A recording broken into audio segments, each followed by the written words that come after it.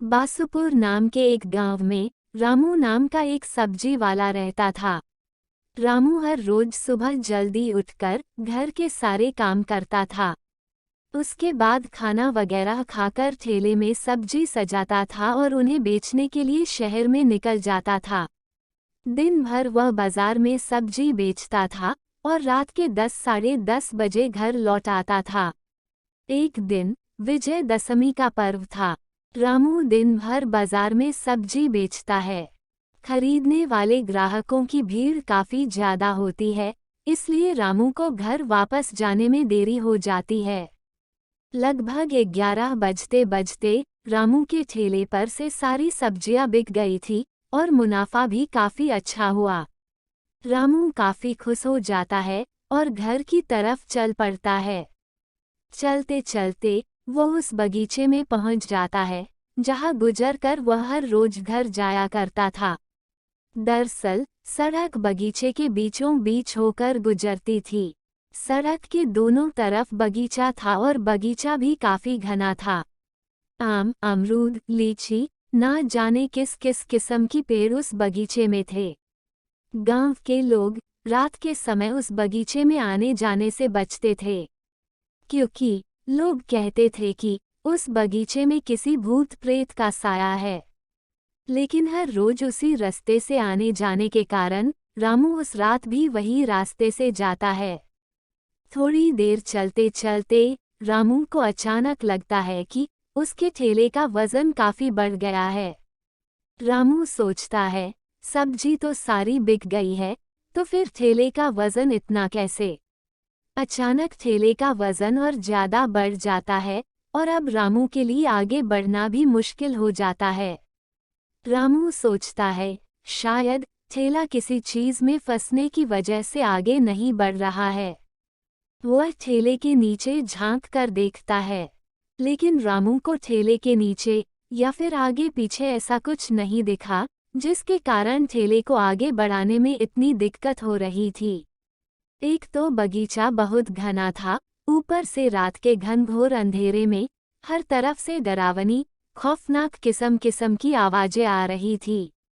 अब रामू को डर लगने लगता है, क्योंकि उसका घर भी काफी दूर था। लगभग आधा या पौना घंटा तो लग ही जाता रामू को वहां से घर पहुंचने में।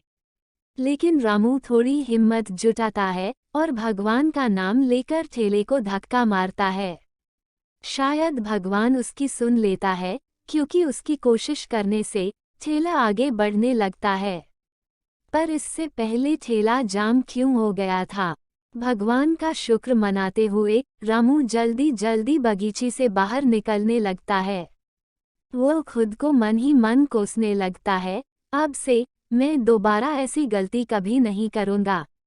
अच्छा खासा रोज अपनी सब्जी बेचकर मैं सही समय पर घर पहुंच जाता था। काश मैं आज भी सही समय पर अपना ठेला यहाँ से निकाल लिया होता, तो कम से कम आज इस मुसीबत में नहीं फंसता।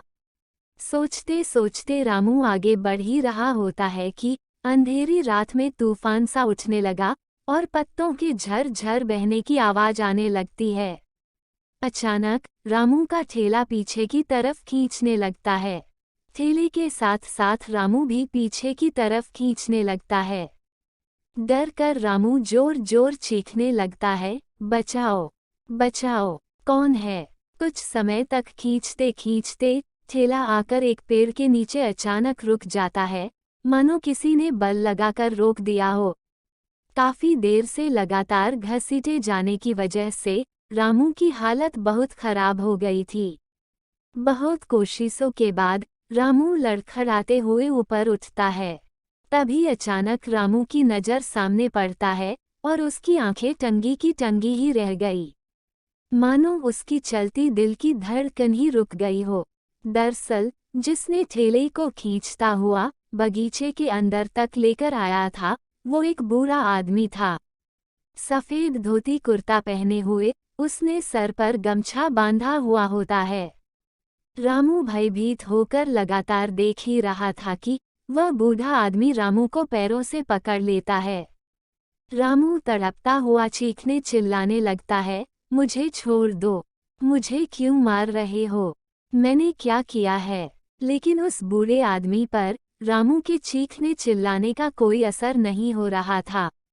वह रामू को एक पेड़ के नीचे ले जाकर जोर से पटक देता है और धमकाते हुए बोलता है, यह मेरा बगीचा है। यहाँ मेरे अलावा और कोई नहीं आ सकता। जो भी यहाँ आएगा उसे मेरे साथ यही जिंदगी भर रहना पड़ेगा। कहते कहते वह आदमी गमछे से अचानक अपने असली भयानक रूप में आ जाता है और रामू को अपने तलवार से मार देता है। उसी के साथ रामू की वो आखिरी चीख निकल जाती है।